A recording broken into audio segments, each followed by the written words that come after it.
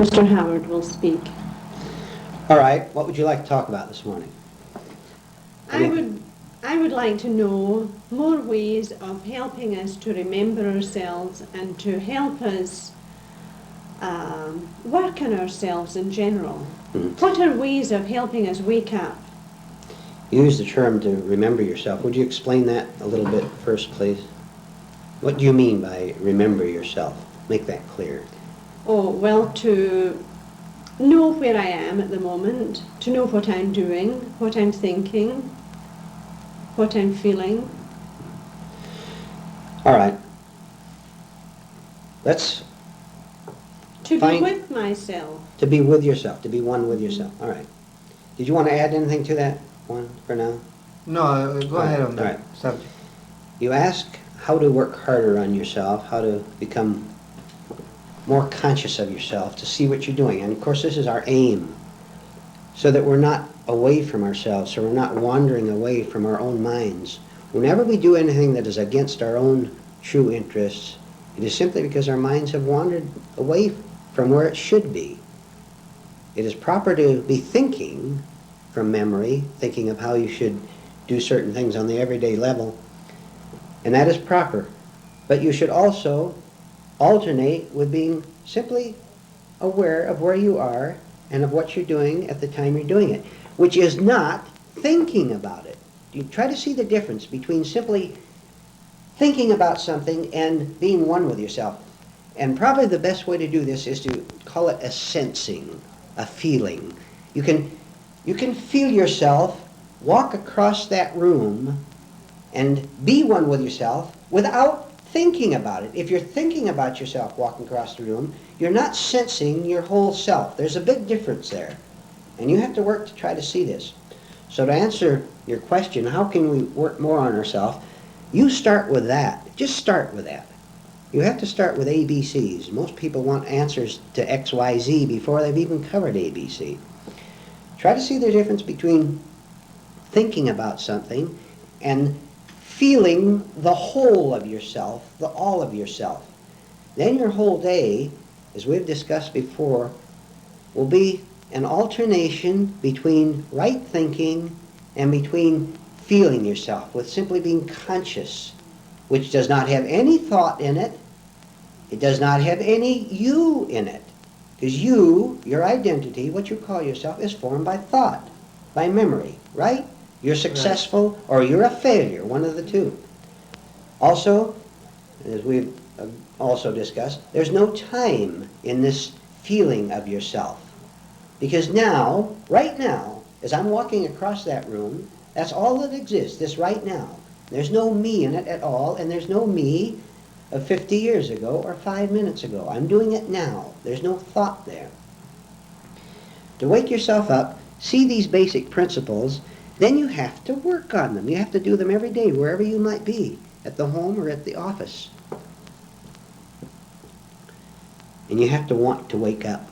And we've discussed the point that if you're sufficiently tired of living the way you've been living, tired, for example, of being afraid of the impression you're making on other people, a bad impression, or fearful of not making a good impression. Get tired of it. Get so tired you give it up.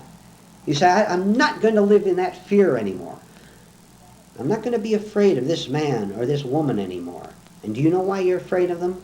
Because you want something from them. And what you want from them is entirely false. You want security from them by having the family or the friend or whatever you might be getting from other people. And you think that you feel secure by having it. You'll be lost if they leave you, won't you? So it was no security at all. But we don't see this. Final comment on how to wake up. You find ways every day, starting from the minute you get out of bed, to jolt yourself. Without jolting, there's no growing. There's no awakening at all. And you have all kinds of opportunities to jolt yourself. For example, someone may say something to you, and you say to them, they may say something that hurts you. And you may not all your life have noticed that you got hurt when people said this thing. But now you're working on yourself. And so you actually see how hurt you were by what they said. You used to say, oh, I don't mind, go ahead and say anything you want. But you weren't telling the truth. So you're giving yourself a jolt by seeing how bad you really felt at what they said. See how many good things enter into this. First, you're being honest, maybe for the first time. Secondly, you're being aware of how sensitive, how touchy you are. Thirdly, you're on your way toward understanding this. Then when other people make remarks, they'll fall on nothing, because you won't exist as this old hardened self, this touchy little ego that used to take offense so easily. And the reason you're not hurt anymore is because you see through the falsehood of this separate ego that you used to believe in. You don't exist anymore in the sense you used to. This is the greatest secret on earth, to see this. This is why we're here now talking about these things. All right. Anyone? Well, there seems to be a pain gap there that we don't want to go through it. There's a gap there. But the more you do it, the more you see yourself. I mean, everything that you have inside yourself. And this gap is necessary to go through. Stick with it. We don't want to see our emptiness. I can see that much. Right. Mm-hmm. It is painful. Like Mr. Vernon said, don't try to lose the experience. Try to experience it all the way, that pain, instead of getting rid of it. See what it's all about. See what it's all about. Why do I feel hurt when you insult me, for example? Mm-hmm. Why not find out why I feel hurt instead of just getting hurt? Because if I just get hurt, tomorrow I'm going to get hurt again, and the next day, and this is my whole life. Why don't I get smart for once and find out why I'm so touchy, why I get hurt so much? Mm-hmm. But as you just said, this isn't easy, because it means a lot of honest self-facing. Mm-hmm. It means giving up beautiful ideas, beautiful descriptions we have about ourselves. The idea that we already understand the truth, that we worship God, for example, which is an empty phrase which people use to give themselves a good label. Find out that that's a deceptive phrase which I use, see, or you use, or someone else use. But again, it's painful, it's very shocking, but this is what wakes us up, to get shocked by seeing how divided we are, how we say one thing and feel another, or say one thing and act another, or say one thing on Monday and say the exact opposite on Tuesday. Or more than that, you watch conversations with people, and if you're really watchful, very careful, you'll see they say something in one sentence, and 2 sentences later they'll say the exact opposite. Right. Correct. That is self-division. And where there's self-division, there's confusion, there's pain. All right, what's the alternative to it? What's the alternative to being divided? One of you tell me. You mean being one with the event? One with the event, which comes when you're one with yourself, Right. right? Mm-hmm. If there's no me and an event, or let me rephrase that. If I am one with myself, this is very advanced, by the way. This isn't something you're going to grasp immediately. To those of you listening to the tape, you think about what we're going to go into now for a little bit. It's very important, and it will free you from all exterior events. It'll free you from every other human being. Then you'll have right relationships with every other human being and with every event. That does not mean that people are going to necessarily change themselves. It means you're going to change toward them. And then you are in peace. You're in self-command, regardless of whether they are or not. All right, let's follow it step by step.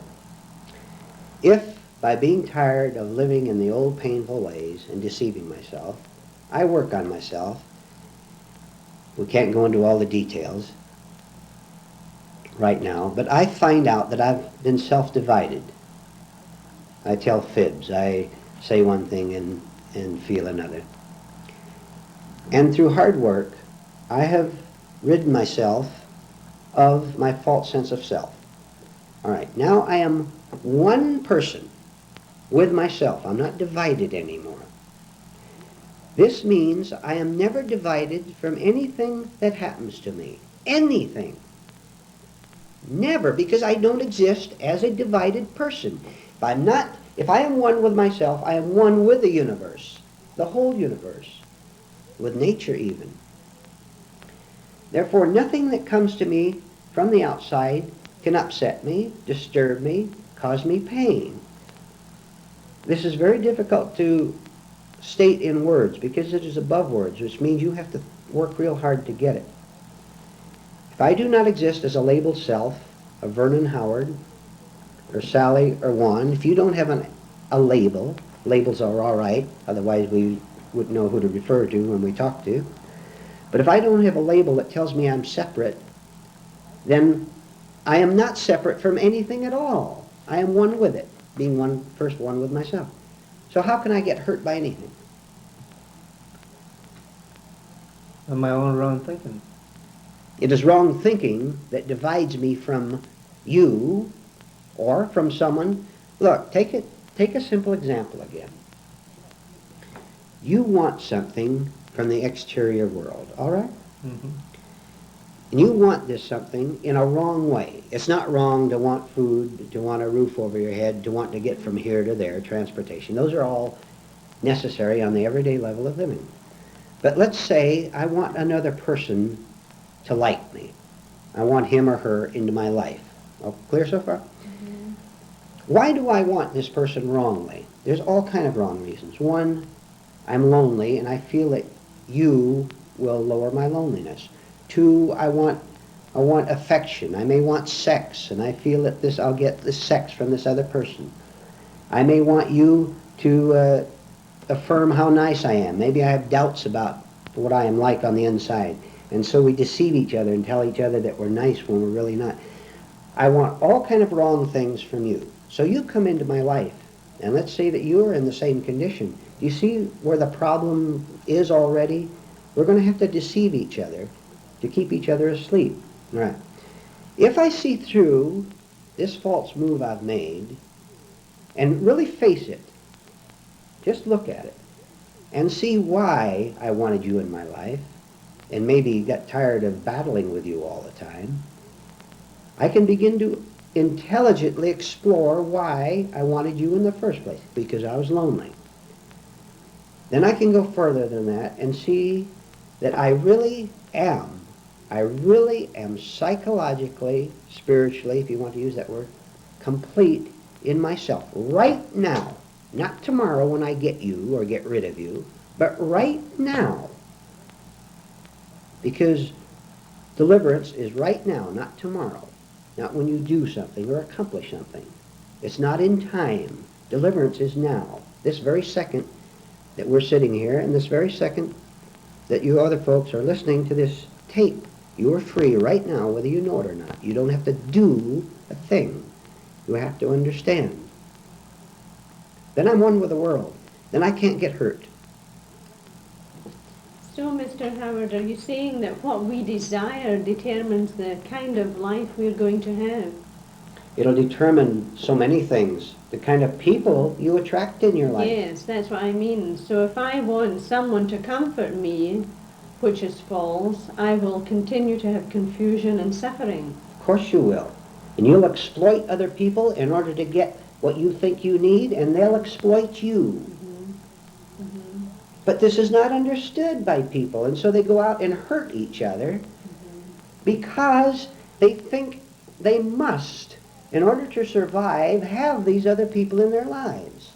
Now, don't think in the opposite, and don't say, well, that man is antisocial. He says, don't have any friends. I'm not saying that at all. I'm saying when you are right with yourself, then the people in your life will be in your life on a right relationship, not a deceptive one, where you're deceiving each other and hurting each other. Yes, certainly, as Sally said, your desires must be studied.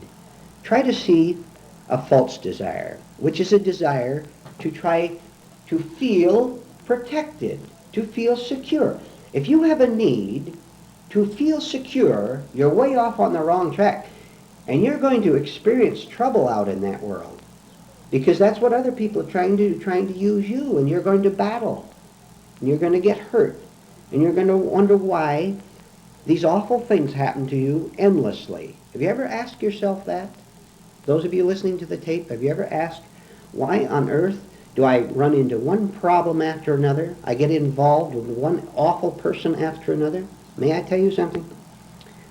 Frankly, if you get involved with awful people one time after another, that's because you are an awful person. Because like attracts like. You see, this is what Juan said, we don't want to see these things. But what if we face that there's something wrong with me, which is the same thing as being an awful person?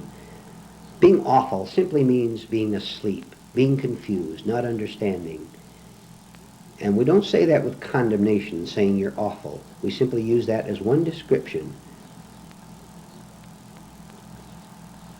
Then, Mr. Howard, if I see something in another person, say I think this person is very unkind, is this a projection of what's in me? Have I to look in myself for this same quality? You ask yourself whether it's a projection or not. Now that's very interesting. Very interesting. You know, look how a free man, a free mind, you understand what I mean by a free mind? A mind that has lost its illusions, that is pure, that it's innocent, really innocent. When a pure mind, and they're very, very rare, looks out into the world and sees the madness, the insanity, that certainly is not a projection. He simply sees. It's a fact. But, now see the difference. Here's a man who is confused, who hasn't found himself, a chained mind. This chained mind looks out into the world and sees people fighting. And he also says, look at this insanity out in this world. That is a projection of his own insanity. Do you know why? Because he takes a side. He says, my side is sane and your side is insane. That is projection. See? He is what he sees. But when your mind is free, you simply see it as a fact, not as an unconscious projection of your own state. I know you see this. This is fairly easy to understand. So watch yourself. When you criticize someone, ask yourself, am I simply projecting my own state, or do I really see it? If you feel superior to anyone else, That's what I was going to say. go ahead. You explain it. No, go ahead. I was just going to say that when we criticize, we should study it, because often the criticism is to make ourselves feel superior. Right. Mm-hmm. Right.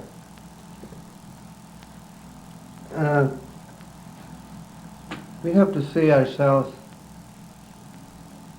the way we act and feel when we're by ourselves.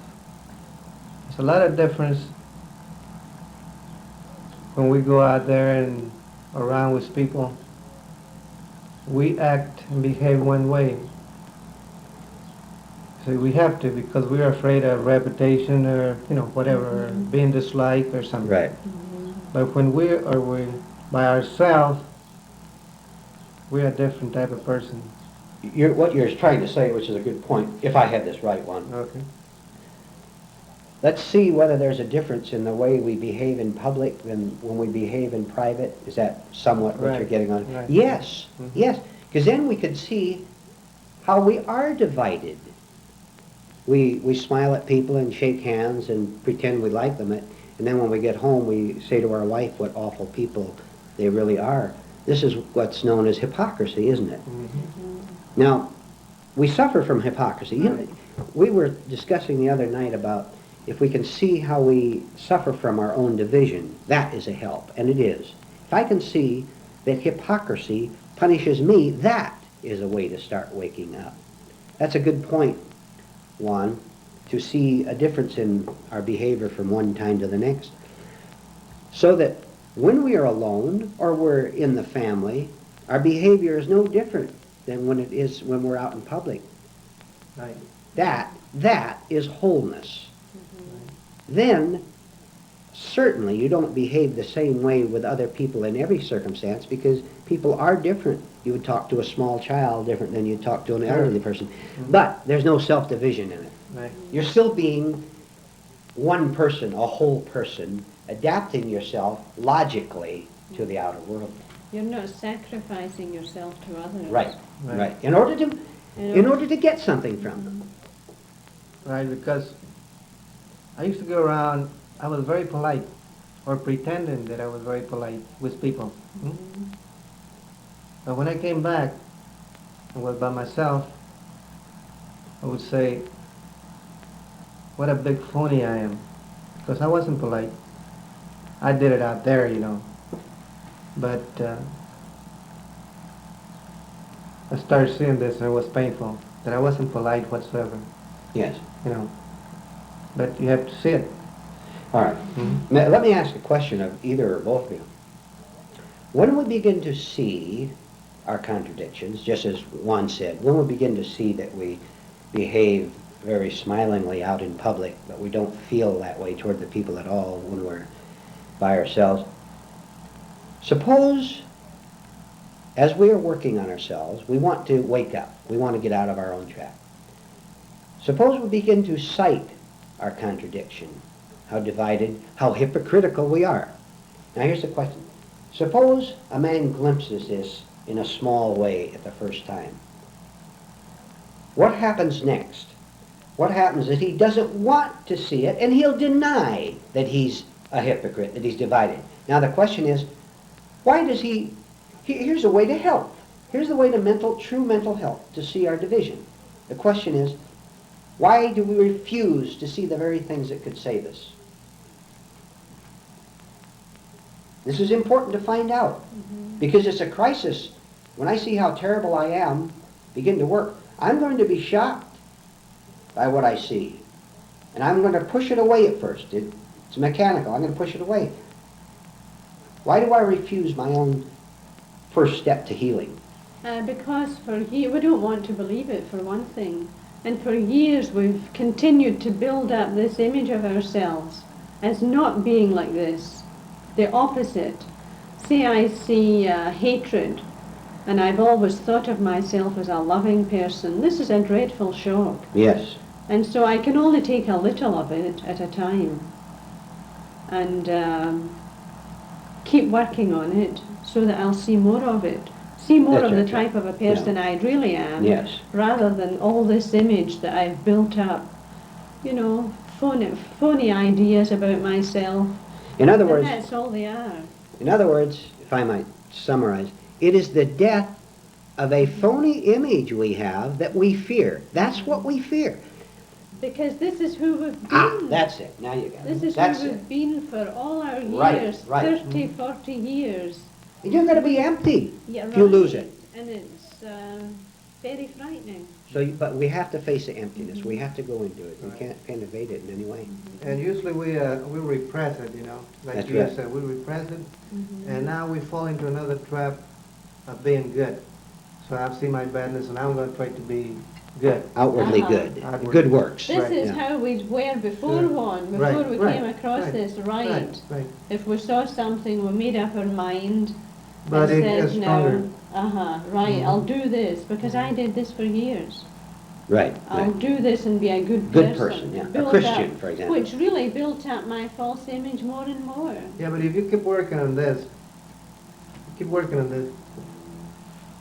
after a while, you can look at all this negatives. Mm-hmm. They won't scare you so much. You can look at them. Right. And Right. this is, you feel good because now you say, well, this thing ain't as powerful as I thought it was. Right. Mm-hmm. You can start looking at it. But you see, at one time we didn't know any other way to live. Right, This sure. is how we thought. Sure. Being a good person was to act.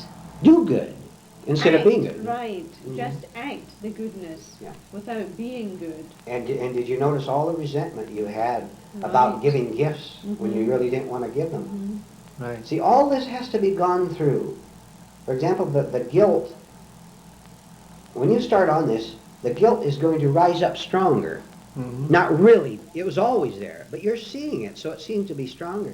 The guilt, for example, of not following this false doctrine that you used to follow, and that you thought was a wonderful thing at one time, until you got real honest, real dreadfully honest, and saw that you didn't change one bit as a result of going for years to this particular organization, reading all these books, being an important part of the organization, and deep down inside you knew you were still a pretty horrible person. See? That's right. Right? That's exactly what I did.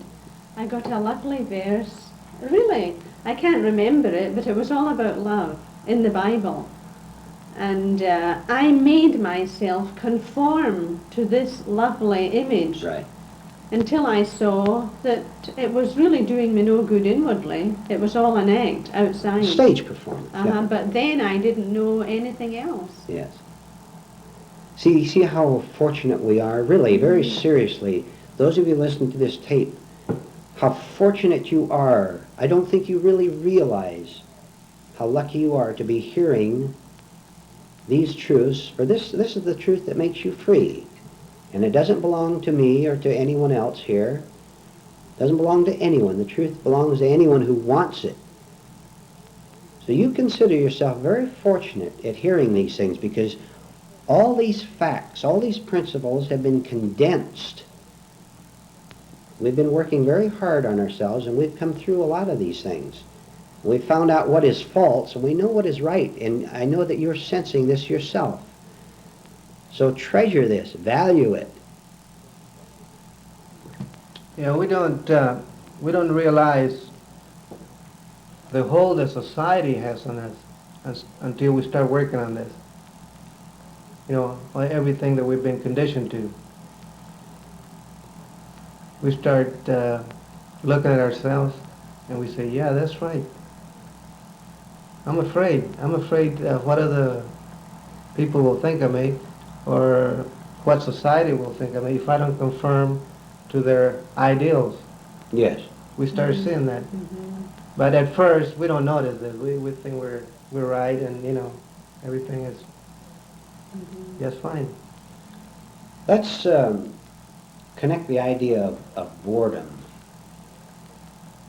You know what it means to be bored? Those of you listening to the tape?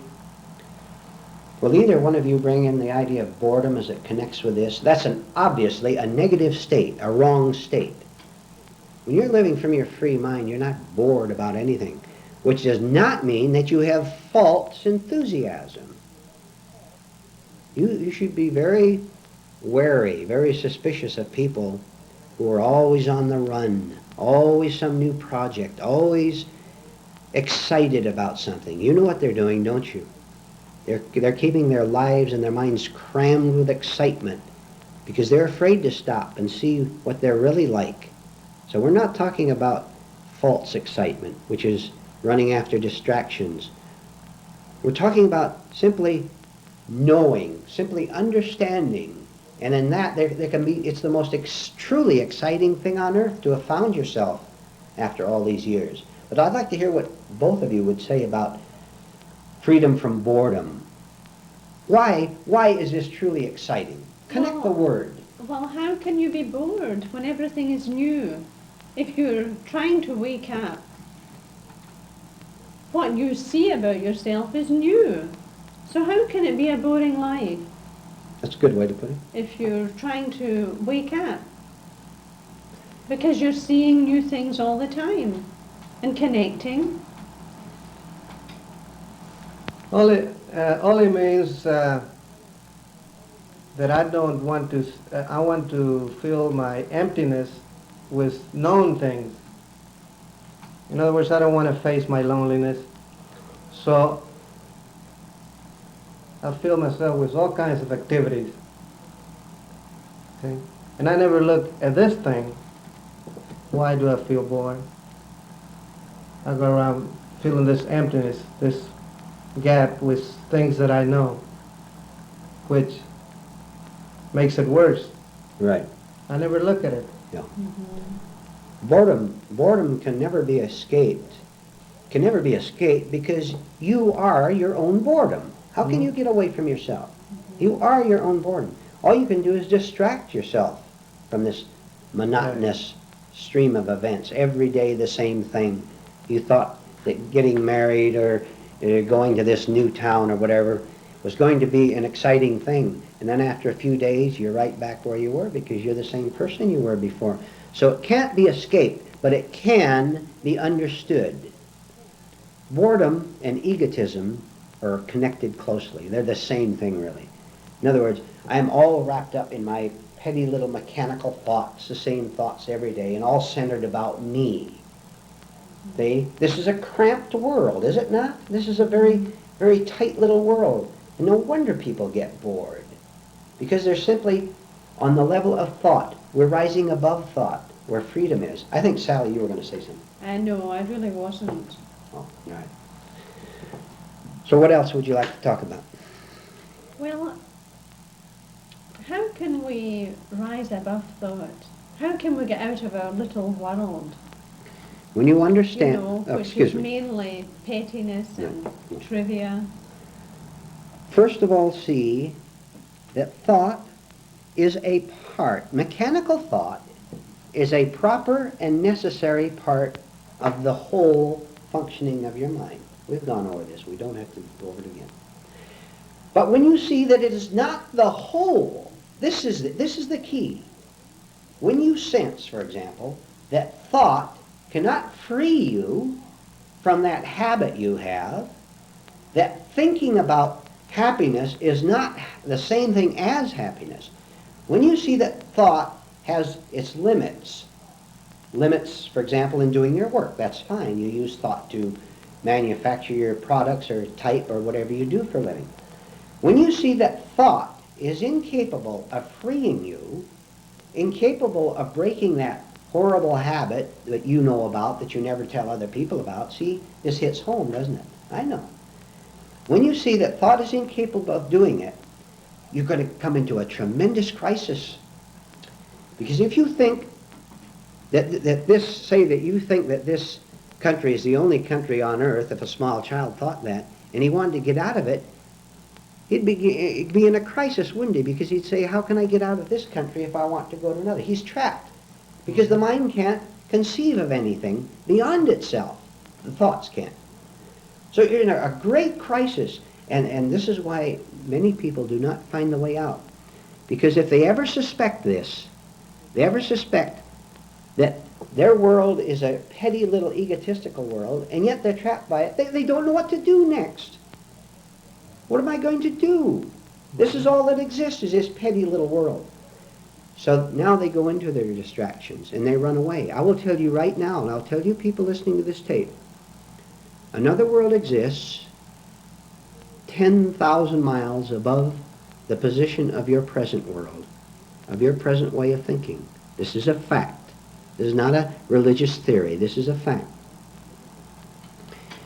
When you see that thinking about your world must come to an end, you're on the right start. Then you will have to learn many other things, many things. You'll have to learn things that we have gone into in these groups here and in other groups, that thinking must come to an end. Then we find out how thinking comes to an end. It comes to an end by interrupting mechanical thought all day long, right? See? When you're no longer in mechanical thought, you're in a state of consciousness, of oneness. This is the other world. Believe me, this is quite advanced. You're getting some very advanced things here. So think about it. Think about it, see? Yes, in other words, when you spoke earlier about feeling yourself move, This is the Same thing. other, Same thing. There's no thought involved. Right. Yes. But that's a good thing, because we have gone into this before, I know, but it's good to bring it out. I always thought that I was doing my own thinking. So now, when I go through this gap that we talk about, this thing, Interval. right, I do not have control of my thinking. I don't even think. Somebody else doing the thinking for me. So you can see it. Your mind will not let you be alone. You know what I mean? You have to see that.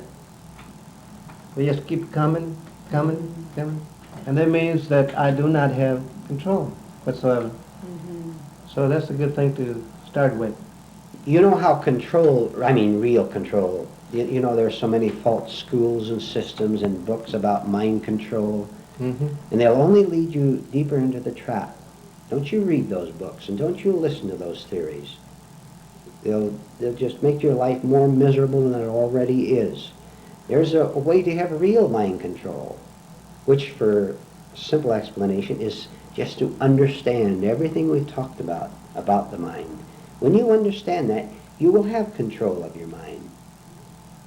But to do this, many preliminary things are necessary. Giving up vanity. Let me ask you, is this wholeness, this new life, this true mental health, this authentic happiness worth it? What I'm saying is, are you willing to give up vanity in order to have it? Because you can't have both. You can't have egotism and vanity, and you can't be sarcastic to people, and you can't be a deceiver and have happiness at the same time. It's one or the other. You understand? This is taught in all basic religions. You have to make a choice which you want. Can't have both. Make up your mind which you want. If you really want to be happy, that is possible. But you cannot hold on to the egotism of saying that you are right and the other person is wrong, because that's on the level of thought of division. There is no you and the other person. Do you understand this, by the way? Do you understand what that means? Somewhat. Mm-hmm. All right. On the level of thought, there's division. I'm not going to go into it. We've gone into it so many times. On the level of thinking, there is this individual and this individual and that individual. And it's true. Physically, obviously, you're a different person than I am. You two people are different. But this is physical. Psychologically, spiritually, there's no difference at all. When you see this, you are free of that person. He may not be free of you. Mm-hmm. This is because you understand the idea of there being just one mind, capital O-N-E, capital M-I-N-D, universal mind. See? So the thing is, you mentioned vanity there. So the thing is not to identify with his thoughts, you know. To call the thoughts you. Right. Right. Okay, so I'll tell you of a little experience I had. Sally, Mr. Vernon. I was studying a book. I was, actually concentrating and getting the knowledge out of it. When a thought entered, this was vanity. And I watched that thought come in and go all the way out while I was actually concentrating this book. Yeah. If I would identify myself with that, because it was actually vanity, it was telling me that I was going to, one of the days I was going to teach the system Yes. to certain people. See? But I watched it all the way to slightly. I could not look at it directly, because if I have looked at it directly, it would have stopped. So I just let it. So you understood something Yeah. about yourself, Right. and you also understood the necessity of letting a negative thought pass out of your mind. See it, Right. then let it pass out of your mind, as it will do naturally if you see it, Mhm. instead of hanging on to it. Right. Now, why would I hang on to a thought that I am a very important person? You know why. I'll tell you why. Suppose I have a thought that I'm very important. This is giving me an identity. See the label I put on myself? I am important. Now I'm afraid. That's right. Now go ahead, Sally. And this happens all day long. All day long. We attach ourselves to a thought, which takes up our day. This is really Yes. how we live our day. Yeah, when you're working, you gotta keep looking, or else you can actually be concentrating. But if you're not also watching your mind, it will tell you a lot of things. That's right. Identify with what you're doing. Or even although you're doing something, your thoughts still take you over, and you're gone from what you're doing. I might tell you that you're a great, like you said, a very important person. I could be typing, and thought might come in that I'm the greatest type in the world or something Sure. like that, without realizing it. See? I can still Right. keep on doing Right. the same thing, Right. That's right, and you continue to make mistakes, and then your boss doesn't see you how you think you are with all this great image of yourself, So immediately there's a clash. Right. Because they don't confirm your phony image. Right. Other people obviously don't see you the way you have built up this lovely, beautiful dream about yourself. We've said this before, but the friends a person has are those who confirm his false images about himself, and his enemies are those who deny his false images about him. That is what it amounts to. You look, you have to work. Those of you listen to this tape, you have to work.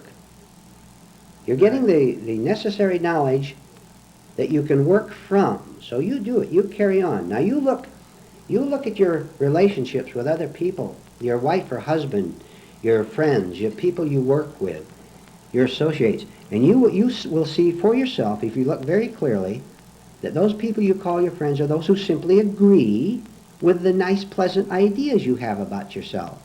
And you notice when someone challenges an idea you have, a flattering idea, that they're not your friends anymore? This is what society calls friendship, and it's not friendship at all. It's mutual deception. How much longer do we have on this side one? Oh, we have about 2 or 3 minutes. 2 or 3 minutes? Now, Go ahead. This is a good point. I had many friends. I thought I did. And then I became aware, before I even studied this, or got into this work, that they were not my friends. And I wasn't their friend either. Right.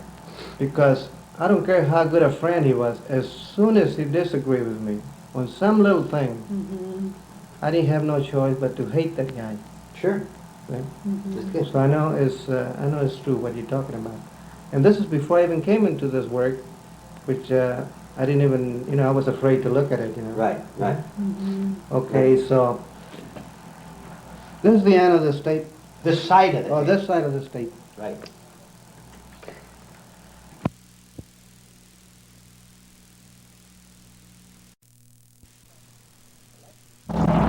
Let's discuss a topic which is not discussed very much in polite society. And you'll see why. When we talked about people having images of themselves, you'll see why these two topics are not brought up very much. First place, people don't understand them. We're going to talk about two topics which are connected with each other always.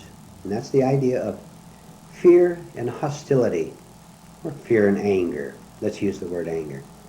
Fear and anger, which always go together, always. They cannot possibly be separated, in spite of what people would like to think. Wouldn't it be a wonderful thing to be free of the suffering and the punishment of fear and anger? An angry man is a suffering man. He's in great pain. Do you see this? Shall I stop right here? Uh-huh. You see this much? If I am angry, I am suffering terribly. Obviously, if I'm in fear, I'm suffering. You may be able to see the suffering and fear but in anger, but they're both the same thing. Let me ask both of you, why do individuals get frightened and therefore angry? When a person, for example, let's first of all straighten something else out. We're not talking about instinctive fears which protect our life. If you're frightened of walking across a shaky bridge, that is instinctive fear. That's not psychological fear. That preserves life. So we do have instinctive fears that protect us. But psychological fears and angers, why does a person have them at all? Why does he have them in the first place? You tell me. In connection with everything we've discussed. Because of, for one thing, in my case, for the labels I have of myself. I'm afraid of exposure. If I have a label of being a very peaceful guy, and I walk down the street and I see a couple of guys laughing at me, see? All right? Okay, so if I'm afraid of reputation from those people there, I'll be afraid but afraid of exposure of my anger, that I'm not peaceful. See? And I'm going to act differently there. I'm going to smile, regretting it and hating it. But I have a label of being a very peaceful person. So I'm afraid of this exposure. That's one type of fear. But if I'm exposed, I really get angry, and I justify it. I have a right because those guys shouldn't treat me that way because I'm a peaceful person. I never go around doing that to other persons. So why should they do that to me? This is a label. Yes, yes. And I don't want to give that label up, so I continue suffering Yes. because I don't want to give it up. Right, right. Let me add something here. Did you want to say something, I Sally? was Go just ahead. going to say that it all connects with images, doesn't it? Always, always, it always comes back to that. Someone clashes. I mean, someone doesn't think of me the way I think of me, so therefore I'm opposed to him. Let's see, just in this brief discussion so far of it, how we can begin to break this pattern of always being afraid and angry, which everybody is who has not found his way out. Your neighbors are frightened and angry. Everybody is. Don't say they're peaceful. They're not. They're frightened human beings. This is a world of fear. Now let's take a simple little adventure that every one of us can do every day to begin to break this pattern. And you're going to find a tremendous resistance to what I'm going to tell you. I know exactly what you're going to think. Many of you listening to this tape, I know how you're going to react to it. But starting right now, this very second while you're listening to this tape, you're going to let every person in every event treat you as they want to treat you. Without resistance, without fighting, without protest, without complaining. You are forbidden to complain from now on about anything. I said anything. You are forbidden to complain. You see what a crisis this is going to put in your life? All your life has been made up of complaint, hasn't it? Right. Now be real honest. Come on. Now stop kidding yourself. Just stop it right now. And you look and see how your life is filled with bitter complaints because other people have not treated you the way you think you deserve to be treated. Now what happened? Well, follow it scientifically. If I let you behave toward me any way you want, do you see what this means? Connect it with what we talked about. Suppose you treat me what is called unkindly. You break your word, or you are rude to me, or you insult me. All right, let's say you do this. Okay so far? Suppose I don't exist as a person who thinks he should be treated kindly by you. Suppose I have no ideas at all as to how you should treat me. Suppose I have dissolved these ideas because I see it is simply an idea based on a false imaginary picture of me, my identity. I am a kind of a person whom you should treat kindly. That's the phony image I have. Mm-hmm. Suppose I have died to this. Suppose I've given it up. Then, when you insult me, who on earth are you insulting? I'm not here. I'm not home. There's nobody there. Do you see? Mm-hmm. Look, there's nobody there. There's no label. There's no thought. To get to this state, I have to start letting you and the world and events, even in the business world, if my business starts to go bad and I want it to go up, instead sales go down, this is a wonderful opportunity for me to begin to break my pain, my suffering, my fear, my anger, by seeing that there is no person there who can be affected by anything out there because I'm one with it. You see, we're all coming right back to where we started. We're going in a right circle this time. This is a right circle of thought, of understanding. What happens to all my fear and to all my anger when I no longer exist as a labeled separate self? There can be no anger, Mm-hmm. right? Right. How can I be afraid of anything? I am afraid only as long as I'm living in unconscious images of who I am. This is it. You listen to this. You work on this.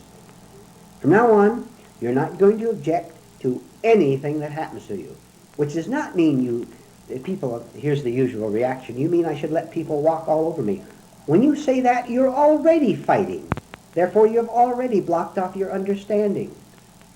See, you're still thinking that there's people out there who can hurt you. Don't you know, don't you understand even the first principle that when a person or an event hurts you, you have given that person or event power to hurt you? How have you done it? By your own misunderstanding to begin with, that you have a separate ego. That's false. You don't have one at all. But if you think you have it, then you'll think that they have power to hurt you because you've created the enemy, in quote marks, the enemy. Do you understand this? Mm-hmm. So do you see what it means to resist not evil? See? Right. If you don't resist evil, you cancel evil. Then you see it wasn't evil at all, except in your own misunderstanding. Evil does not really exist. Now you're going to say, you mean to tell me it's not evil, all these millions of people killing each other? In that sense, certainly it is evil and it is wrong. But what is it based on? What is these terrible wars and riots based on? They're based on misunderstanding of frightened, angry people who don't know any other way to behave. That's right. Right? You say something. You add to that. Okay. You know, when we like somebody to praise us, you know, agree with us, like Sally, you're real nice, Juan, you're real nice. You know, we like that. Okay. How about let's go the other way around? When somebody insults me or anything, I say, well, I like that too. In other words, not expecting anything, you know. I like that too. See how I would feel. All right. In other words, you're not resisting it. That's what he's saying. You're not Oh, I resisting it. see. They're going to look at it in order to understand Right. it. Mm-hmm. That doesn't mean he actually enjoys the thrill. That's No. what I was afraid No. we'd get into. No. No. But he's going to examine it scientifically, just as a scientist would examine some kind of an illness of some kind. Well, that's it, because we don't want that. We want to get away from that, from insults or anything. We don't want that part. Now let's go into it and let's say, well, I want to find out why I act this way. Why do I react this way? They're only words, you know. But these words have a lot of effect on me. Whenever somebody calls me stupid or, you know, Have you ugly ever? or anything. That's Yes. right. Mhm. And there again, it's all because we don't think we are like this. Right. Isn't it? We're hiding things, aren't we? Fear is a very, very big negativity, isn't Right. it? Yeah. One of the It fundamentals. It takes in everything, really. Have you ever heard? Fear of... Excuse me. Go ahead. Fear of other people. Yeah. Fear of not being what you think you are. You know, an actor on stage will always be afraid, I suppose, of forgetting his lines. And this is what makes people nervous when they're living from a false identity. They're afraid they're not going to behave right. They're going to say the wrong things. They won't make a right impression. Let me add another thought about anger. Have you ever heard people say something like this? Quote, well, I had a right to be angry because, etc., etc., end quote. Justifying anger means that you prefer, among other things, the false excitement of anger. Because when you are angry, you feel important. You feel like somebody. And you know, you ever see a speaker give an angry tirade before an audience? Stop and think what this means according to what we've talked about. He's enjoying his anger and he's making an impression on the audience. And he's destroying himself. You must never, never justify anger. You must study it, as Juan said. You must examine it to see why you're angry. Which means you have to, remember we talked about giving up vanity? You have to have the courage, and it takes courage to give up being angry. It takes a lot of courage. Because when you don't have anger, you destroy the self, the you, from which it operates. I am an angry person. Boy, I really get mad. People brag about their anger, don't they? You have to give this up, because this is giving you a false eye, a false sense of identity. And people get angry often when they think it's for a good cause. You know, I'm angry because so-and-so isn't being treated right. Indignant anger, and this is just as bad. Indignation. Right. Yes. Mm. This is just as bad, even although you think it's for a good cause. Right? Any kind of anger is bad, no matter how you justify it. Let me ask you a question, both of you. Is this part of my thinking, my wrong thinking of being right? In other words, I have to be right. All right. And I have a right to get angry because Okay. I believe in this thing and I'm right. All right. And others are wrong. Right. Okay. Okay, so I think this anger has a lot to do. I don't want to give up this thing of not being right. An angry right person. You don't want Right, to. Okay. right, We follow right. you so far. Go ahead. Right. Okay. And I think that most of us think that anger is power. An angry person has power, you know. And I think this is where most of us are deceived on that particular point. Don't you be good. May I Go go ahead. on from there one? Mhm. It's very important. Don't you dare ever be frightened of an angry person. Most people are very easily. That's right. You see your boss or you see your wife or husband or someone else get angry at you. That frightens you, doesn't it? Right. All right. Don't you dare be afraid of anyone on earth. I said anyone. An angry person, an authoritative person. Don't you dare. You're being weak when you don't have to be weak. You don't have to be afraid of anyone or anything. And you won't be once you understand these things. You'll be a free human being. Yes, Sal. Because they're doing that so that they will have this effect on you. This power. Right. Right. This is sickness operating. A person who loves his anger is an ill person. Now let's face it. And they really know what they're doing. Yeah, in a way. In a way, they know Yeah, that they yeah. have you. Yeah, If you yeah. submit to their anger, Well, they got to frighten you. you and, cower. you know, Right. Because And, this gives them their feeling right. of And if I have that false idea that anger is power, well, then I'm going to be afraid of that guy. Mhm. You know, I'm going to be afraid of him. And an angry person, they think of themselves as a strong person. As a strong person. See Which is the a lie? nice label, Isn't that a nice it? lie? You See? know? Yeah. So if I'm Yeah. strong, then I get angry. All justifications. Strong and dominating. You see, Mhm. someone have to be angry, and this way I will impress people that I'm, you know, That's I'm strong strong. and dominating. Right. All right. Now let me ask both of you. Let's take this practical steps. Suppose tomorrow, or an hour from now, from that matter, you're talking with someone, and he becomes angry at you. Justified or not. By justified, I mean maybe you did do something careless, Mhm. which is another matter. Then you should try to straighten that out. Mhm. But suppose someone becomes angry at you. The face shows anger, the words, the voice. But you want to work on yourself. You want to be free. What do? Each of you in turn, please, tell me what you do when someone gets angry at you, but you want to be free of his anger. What do you do? Well, two things I will do. One thing, I will not try to please him. You're not fawn before them. No. Right. Okay. hmm I will not try to please him. And the other one, I'm going to see him as a frightened individual, not as, you know, Strong man. a strong man. And I'm going to work on myself. Because this is one of the greatest fears that I had, and is still probably in there, that I was afraid to displease an angry person. You know? Right. Right. See, I was afraid of him. So this is how I would work on it.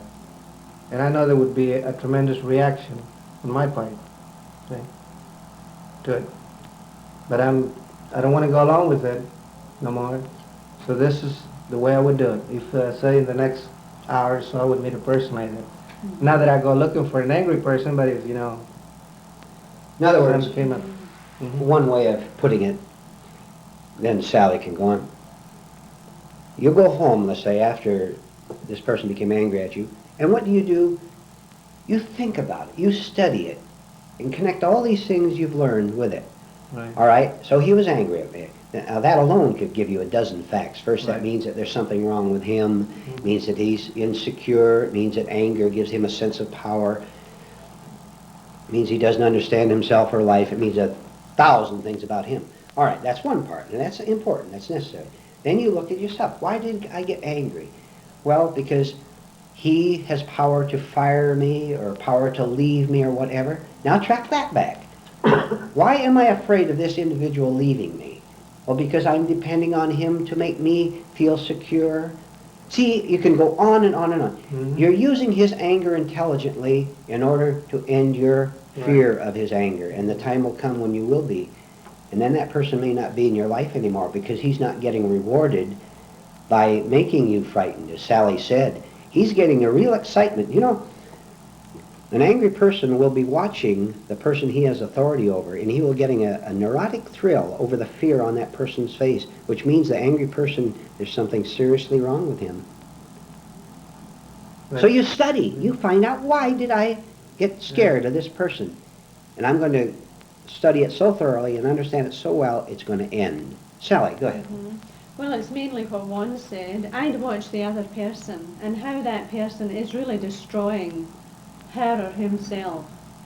And I'd watch the effect that she or he has on me and my reaction. You're watching both. Both of us, And if, say it is my boss and I have made a mistake, I would just right away correct it without any fawning or Right, apologies or so forth. Just get to it and correct it. right. And then, as you said later on, I would study it and see what my reactions were.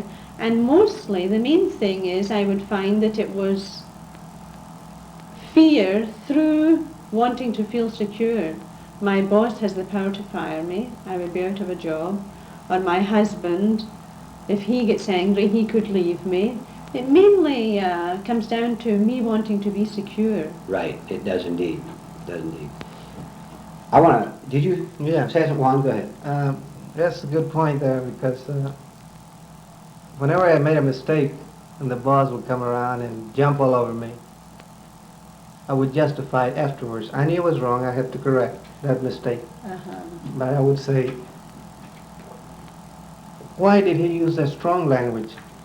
Why did he get mad at me? Why did he just tell me, correct that mistake in a different tone of voice? Yes. So I didn't want him to talk to me angrily. I want him to say it differently. So I was justifying it either way, Instead of accepting the mistake and, let it hit on nothing, And see how we don't feel responsible for the other person. We'll let them behave as they are because there can be no other way. Yes. And we don't say, well, they should, well, at least when we're working, we try not to say, well, he should have treated me different. Yeah, yeah. This Don't is how you- it is. You're not going to change the world. Don't you dare try. Well, that's You it. change yourself. Excuse me, Yeah, Juan. that's it. I think that I'm responsible for the behavior of the other person, Yeah. right? I mean, this is the wrong thinking. Oh, it's part of the illusion. Yeah. See, we can't even change ourselves, and we want to change the world. Right. See how mixed up there? I want to make a very deep statement, and I'd like both of you to comment on it in connection with this fear and anger, which goes with it. I'm going to make a statement. It may sound strange, may sound strange to some of you listening to this tape. People love to be afraid. Why? They do. This is a fact. People love their fears. Now, in connection with everything we've discussed, why do people love their fears? As part of the whole illusion. If I let go of my fears, which I enjoy so much, then I would know who I am. It's part of your identity. Right. This fear gives me a thrill. I'm a frightened person, so at least I can say I'm frightened. Now this goes back towards my conditioning. I knew a certain person that kept saying over and over in front of me, I'm a very frightened person. I can't help it. I'm just frightened. I'm just frightened. Over and over. So I think that has something to do with it. So now, So I say, I'm not going to be afraid of anything. And I observe myself, there's more fear. You know, like I want to keep my fear and don't let it go. I see that much. Mm-hmm. So all amounts to that a false sense of identity. I still It comes back to that, Right. always. Always. Everything That's comes the back to same that. thing. does, Everything. doesn't it? And when you see this, you'll grow fast. Because I feel if I comment, I'm going to repeat myself.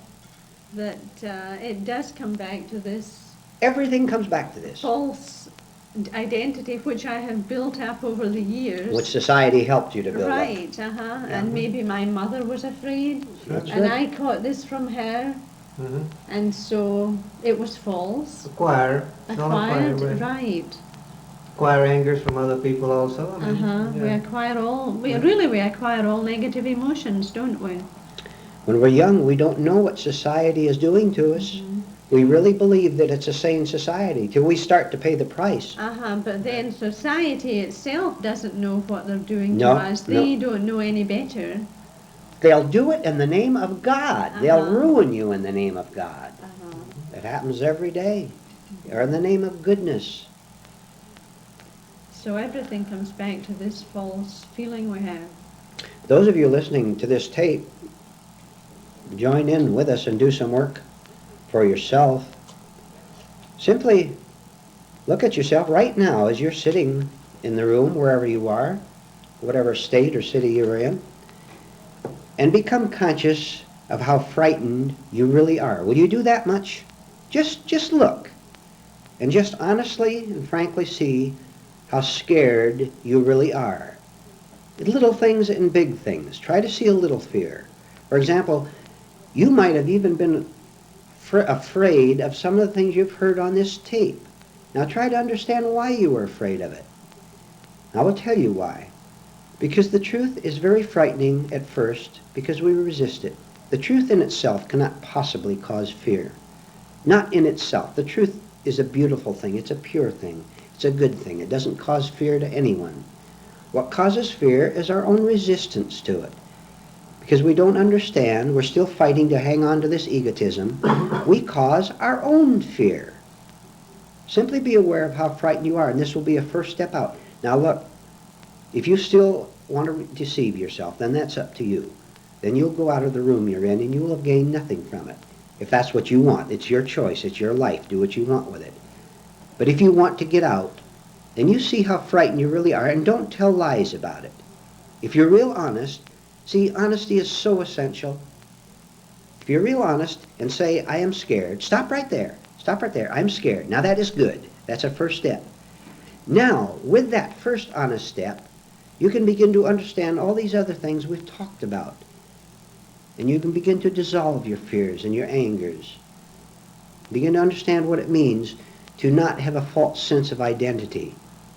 To know what it means to have a conscience, to be a really good human being, instead of a person who is pretending to be good. Because the pretense to be good wastes so much energy, and it's so painful. And you have to remember your lines and all that. We want to be spontaneously good because we've seen through the illusions which have punished us all our lives. We don't want to be punished anymore. Understanding will free you. It takes work. You have to keep after these things. You have to persist with them. And don't you dare listen to people who are lost, who will try to take you away from the truth. Don't you listen to them. You may have to live with them even. But you keep your own private little world going of trying to understand these things. And don't talk about these things to others because they don't understand them, they'll distort them or they'll scorn them. And they may even take them away from what's right. Well, of course they Another will. person. Look, a lost soul, and I'm going to use that deliberately for a change. A lost soul will always try to lose you because he has no conscience. And he may do it in the name of God, of religion. Mm-hmm. Right. And he will lead you right down the same miserable path he has been going down. Mm-hmm. Don't Don't you listen to him or her. You stand all by yourself. You say, I don't care what I have to give up. I don't care what pain I have to go through, I'm going to go all the way through it. I'm going to go through the pain consciously. I'm going to understand what it means to go through pain consciously, among other things. And I'm going to come out on the other side and be a sane human being. I don't care what I have to give up. And I'm not going to let evil people influence me anymore. Because I know that the kingdom of heaven is within. I sense that it is within. And it is indeed. I will tell you that. Whoever you are listening to this tape, it is indeed within you. You have the truth in you right now, but has been covered up with the insanity of society, with false doctrines. It's been covered up by people with brilliant exterior personalities that you thought knew what they were talking about because they were clever with words, because they were nice looking, because they had authority and power. And because you did not understand, you followed them. And you fell right into their trap. But you didn't know you were in the trap. You thought you had something wonderful. And you would even say, you know, years ago I was lost and confused. Now I'm happy. And I know what life is all about. And I am in touch with God and all that. May I tell you that you may be deceiving yourself very terribly? You look at yourself very closely and see how afraid you are. And don't be afraid of being afraid, but see how you are. Then there is a chance. Then there is a way out for you because you've been honest. Anyone? Yeah, there's tremendous fear to be a nobody. Right. But I see this. Right? And I don't care what happens to me. I know how I suffered before.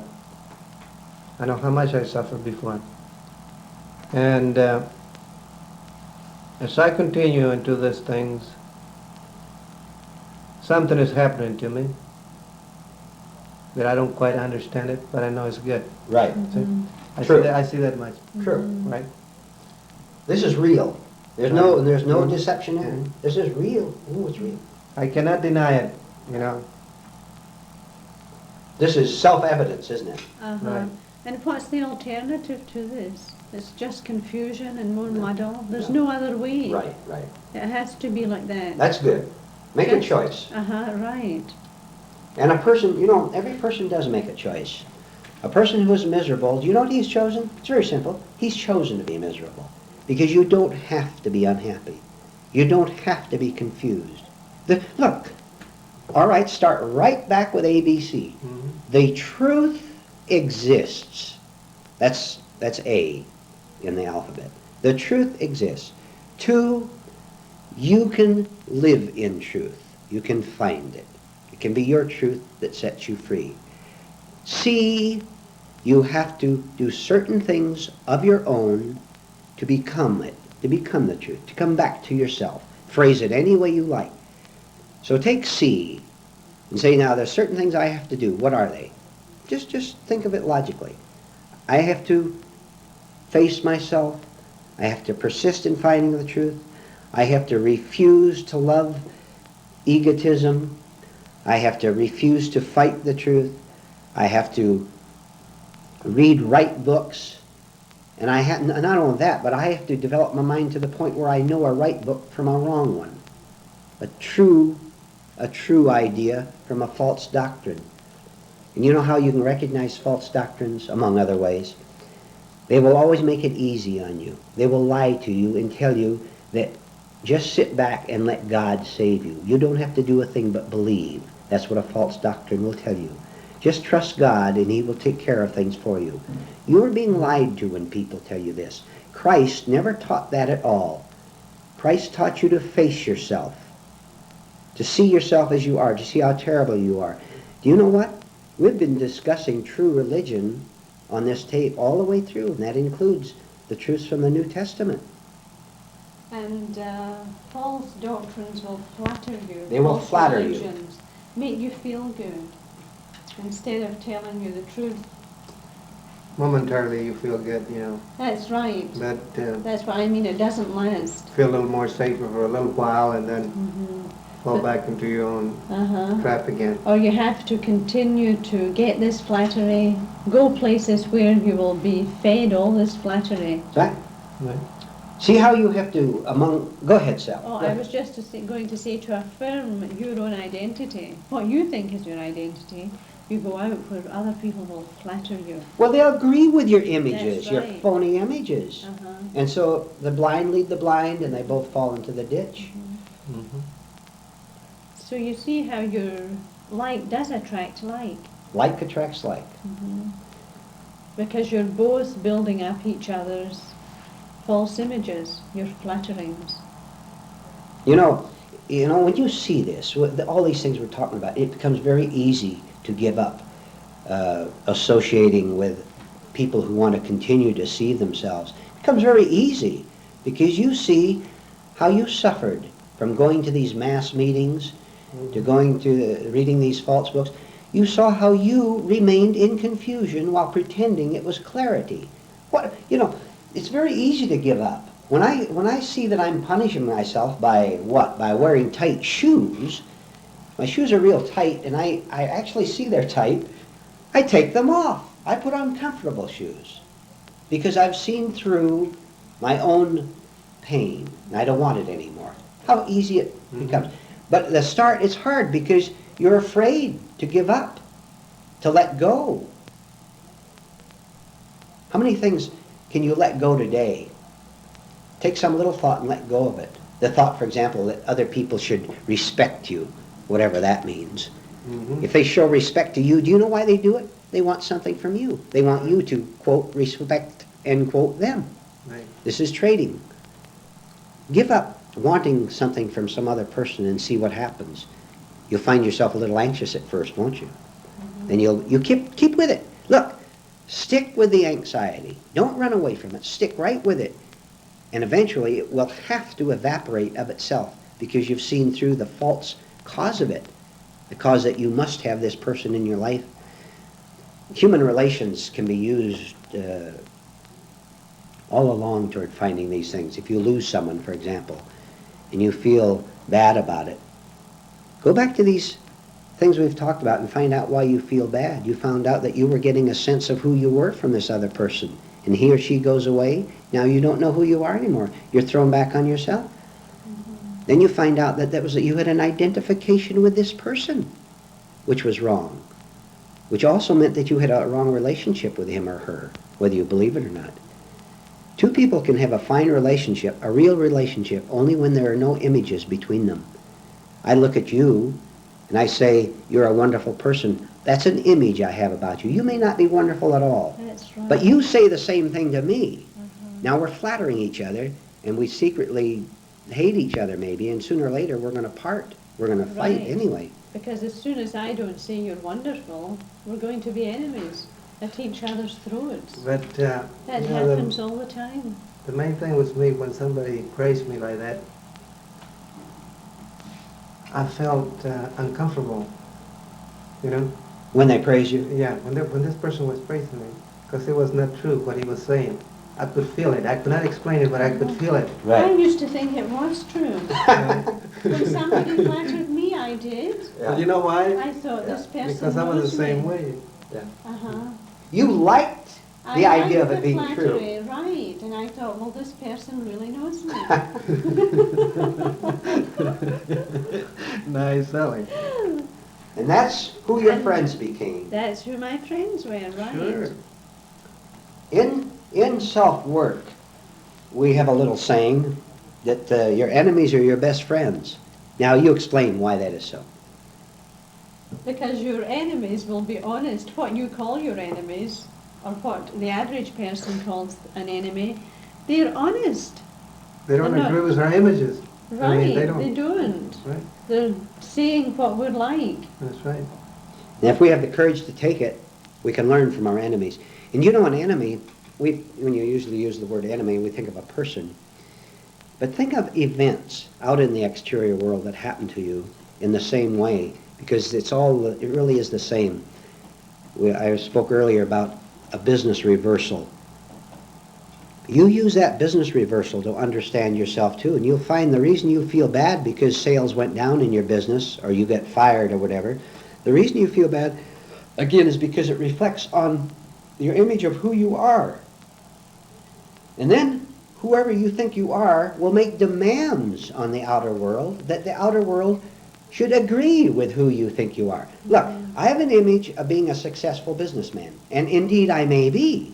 I might do very well out there in selling cabbages or spark plugs or whatever. But in the natural course of events, things change in that outer world, which is natural and is not an enemy, but I don't see this as yet. So when sales go down, I feel bad. I think that I'm being attacked. And the whole thing exists in one place and one place alone, in my muddled thinking. Right. See? When I straighten that out, sales can go up or sales can go down. I remain the same free, happy human being. I'm not putting my happiness, I'm not depending upon something out there for my happiness. If I am, I'm going to go up and down, up and down. And that is not freedom. I'm going to be happy first. Then I can engage in business. That's fine. You have to earn money in this world. That's great. An honest living. Then whatever happens does not affect me. I simply take it without even thinking. I don't have to think about it. It has no effect on me at all. This is tremendous. If businessmen, and we're all in business in one way or another, were to see this, but I'm speaking specifically of executives, salesmen, anybody, were to see this, look how different their day would be. They'd go out and make their living, and they would be happy human beings. And they wouldn't be tense, wondering whether they're going to make the sale or not. Look, I wish I could tell you, get tired of being tense and of being afraid. Go ahead. Well, I was just going to say that most of our life, 99%, is spent on trying to affirm what we are. The executive is doing it through wanting to be the best executive, have the most sales and so forth. This is how all our life is spent, actually. We've given importance to the wrong thing, to what will give us our great feeling. Right. How much longer do we have on this side? Oh, we got about 4 or 5 minutes. All right. If I see my slavery to exterior events, I'm in a wonderful position, a starting position. Look, business goes down. I feel bad. I haven't learned a thing yet. I have simply gone along unconsciously, mechanically, negatively, in a negative way, feeling bad because business went down. I haven't learned anything. This is the way the world is. All right, we're getting smart. I'm going to study why I feel bad when business goes down, or why I feel elated when it goes up, because that affirms that I'm a great businessman. Right. All right, but if I want the feeling of feeling good when the business goes up, I must have the feeling of feeling bad when it goes down, because they're connected. They can't be separated. There's no way to separate them. They're the same coin with different sides. You see? They can't be separated. So I have to give up both my elation, which tells me who I am, and my anger and fear, which also, in a way, confirms it, because at least I'm somebody feeling bad. But this gets complex if we go too much into that. But I have to be entirely free of both these opposite feelings, because they operate on the level of thought and of emotion too. Are you following this? Yes. Right. See? When I am free myself, anything can happen out there, and I am free of it. In other words, if I have $500, say $500, Yes. and I feel real good, Okay. I'm going to feel miserable when I have only $150. Right. Right? So I have to watch both of them. Is this cause and effect, by the way? Could that be? It connects. It connects in a with way, it. in It a connects small with way, it. Yes. it does. I never thought of that before. It connects. But Because if you have one, you have to have the other. look, It's a law, isn't it? we are getting above cause and effect. Uh-huh. Cause and effect is on the level of thinking. Yes, that's what I'm saying. You're So free these of it. opposites, if you have one, you must have the other at some time or other. You made a Because- good connection there, yes. Because it is. Oh, this is the end of this tape.